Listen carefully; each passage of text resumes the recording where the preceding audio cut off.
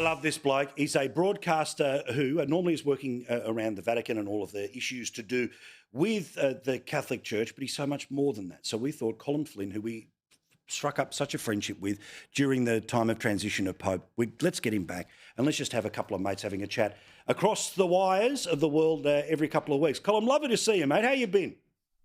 I don't know. I think I'll have some after all because I'm about to go on a call, but is it good stuff? It's good.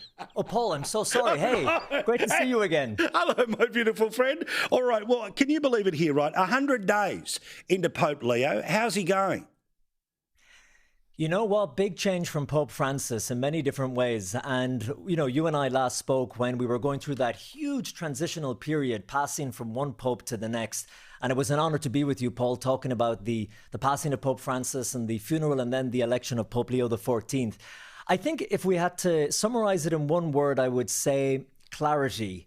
This Pope, who is, by the way, in his background, he's an academic, he's a canon lawyer, he's a mathematician.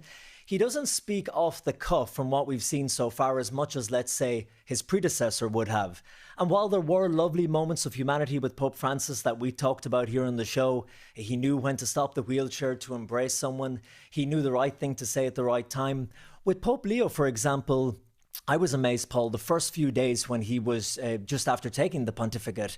He met the ambassadors for all the countries, including the Australian one, and he told them, look, go back and promote the family value, which is defined as a stable union between a man and a woman.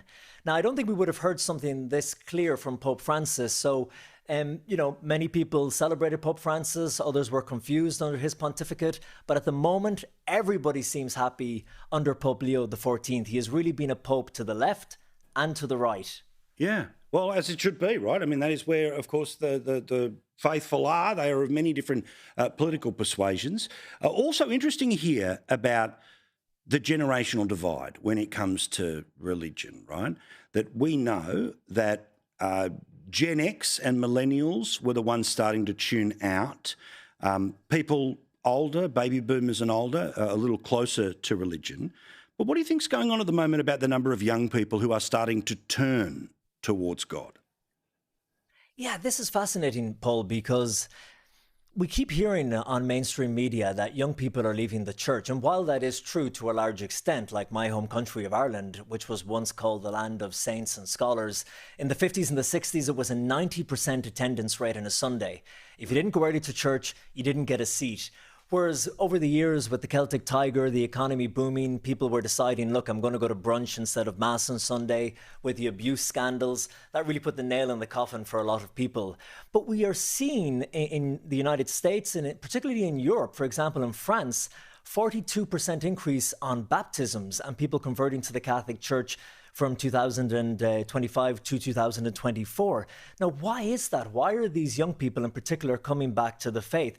And actually, speaking of the mainstream media not shining a light on this as much as they should, it was only 2 weeks ago where in a place called Tor Vergata, it's around an hour outside of Rome, Pope Leo had 1 million young people. Now, I was there and this was an incredible thing to see. 1 million young people from all over the world gathering to pray, gathering in silence, gathering to celebrate Mass and then to greet the Pope. There's something shifting in society. And I think, Paul, you know, if we're going to get very deep, I drank half that bottle of whiskey, so why not, says you. But yeah, I think there's a certain generation of people who, of course, they know about the terrible crimes of the church and the sexual abuse. Because maybe an older generation, you know, when they read about it in the paper, especially, for example, local parts of Ireland, they could have said, I knew that priest. I knew this bishop. It was so close to them and they were so disgusted. Whereas a lot of young people I interview, not that it's historic, but it's detached to a certain degree. And they feel the church is doing a good job of getting a handle on the abuse crisis.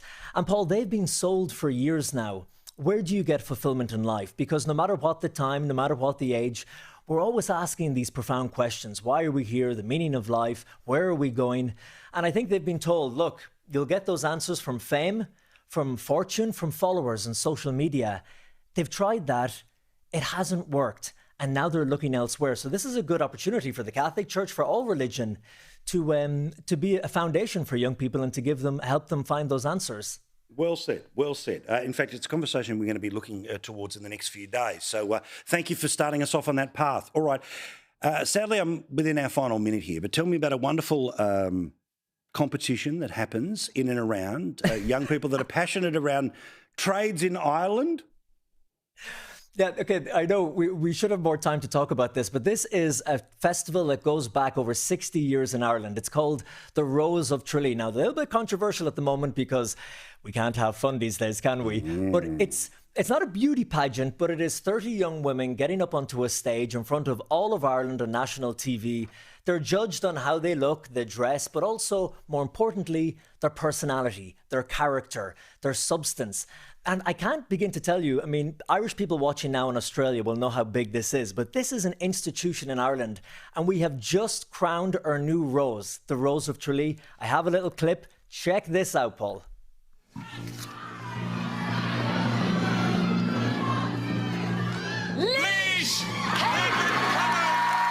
Come on, Ireland. There we go. That was the wonderful moment on live national television just the other night across Ireland where they crowned the Rose of Tralee. Now, the critics are saying, guys, this is misogynistic. This is old-fashioned. There's no room in modern Ireland for this.